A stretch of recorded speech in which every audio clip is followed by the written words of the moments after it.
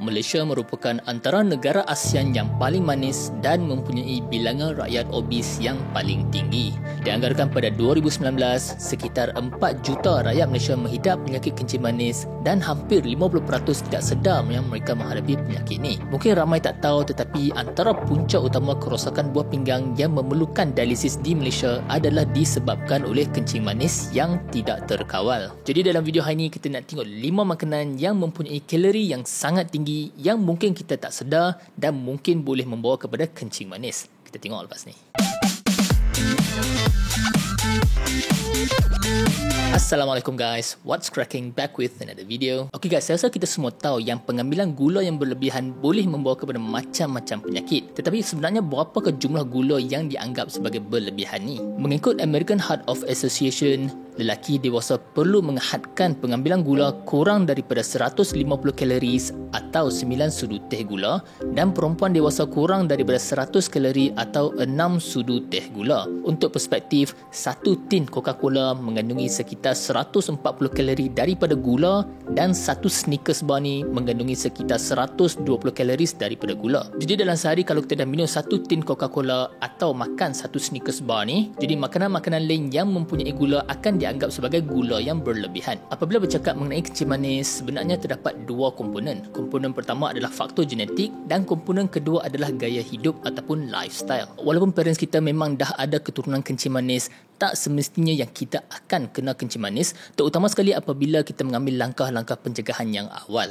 Jadi sebagai langkah pencegahan, terdapat beberapa makanan yang dianggap sebagai innocent yang mungkin kita tak sedar makanan ini mempunyai gula yang sangat tinggi yang sepatutnya kita kawal ataupun kita buang terus daripada diet kita. Jadi makanan pertama yang kita perlu berhati-hati untuk kencing manis adalah susu pekat manis ataupun condensed milk. Susu pekat manis atau condensed milk ni diperbuat daripada susu lembu di mana hampir 50% air dikeluarkan bagi mendapat susu yang pekat ni. Susu ni pula ditambah dengan gula mainly sebagai pengawet untuk tahan lebih lama. 1 tin susu pekat manis ni jika tidak dibuka boleh bertahan di antara 1 hingga 2 tahun. 2 sudu susu pekat manis ni mengandungi kira-kira 90 kalori di mana lebih daripada separuh atau 60 kalori tersebut datang daripada gula. Walaupun susu pekat ni masih mengandungi nutrien dan vitamin yang terkandung dalam susu lembu, kandungan gula yang sangat tinggi dalam susu pekat ni berpotensi menyebabkan berat badan meningkat dan menyebabkan kencing manis. Tapi jangan salah faham guys, susu pekat manis ni saya pun suka. Duduk dekat Kelantan dulu masa belajar, roti canai tu cicah dengan susu pekat ni. Gulai ataupun kari roti canai ni pula bubuh gula dalam tu. Jadi gula-gula ni semua sangat sedap, tapi kalau jadi ke amalan sangat berbahaya. Makanan kedua yang boleh menyebabkan kencing manis adalah minuman air manis yang bergas. Walaupun kita rasa minuman-minuman ni taklah manis sangat, tetapi kandungan gula dalam air-air tin ni sangat tinggi.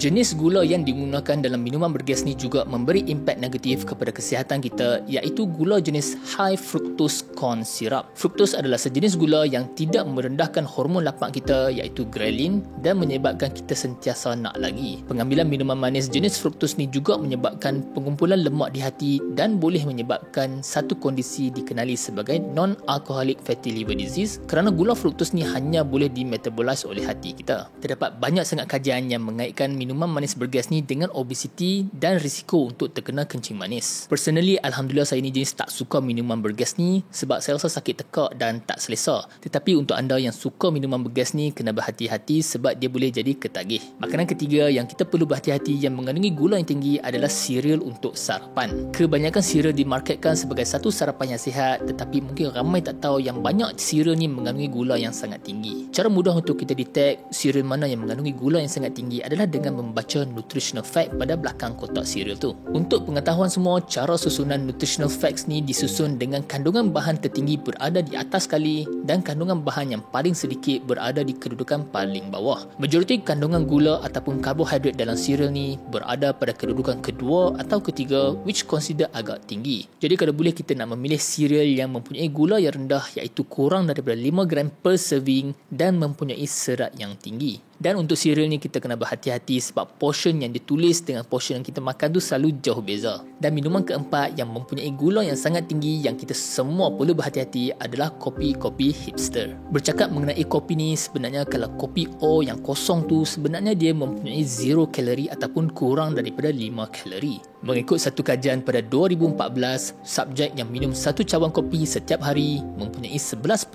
risiko lebih rendah untuk mendapat penyakit kencing manis, dan subjek yang kurangkan minum kopi setiap hari, risiko kencing manis meningkat sebanyak 17%. Tapi masalah dengan kopi-kopi hipster yang kita sangat suka ni adalah dia dipenuhi dengan pelbagai sirap karamel, sirap coklat, so kita whipped cream pula top up ke atas tu, dan satu cawan kopi hipster ni boleh mengandungi di antara 500 hingga 700 kalori. Tu kita tak campur lagi dengan kek-kek yang kita order sebagai side dish tu. Jadi kalau boleh kita nak memilih kopi O yang kosong, kalau ya pun kita nak sirap, pilih 0 kalori punya sirap ataupun 0 kalori punya artificial sugar. Dan untuk pesakit kencing manis kena berhati-hati sebab setengah kajian menunjukkan kopi ni boleh meningkatkan kadar gula dalam darah kita. Dan makanan yang terakhir yang mungkin ramai tak sedar yang mempunyai gula yang sangat tinggi adalah sos-sos dan juga salad punya dressings. Kebanyakan makanan fast food seperti Subway yang kita boleh pilih macam-macam jenis sos, atau even dalam masakan kita sendiri yang menggunakan banyak sos tomato dan cili atau sos tiram mempunyai gula dan garam yang agak tinggi. Kita kena selalu baca label dekat belakang apabila membeli salad punya dressing ni,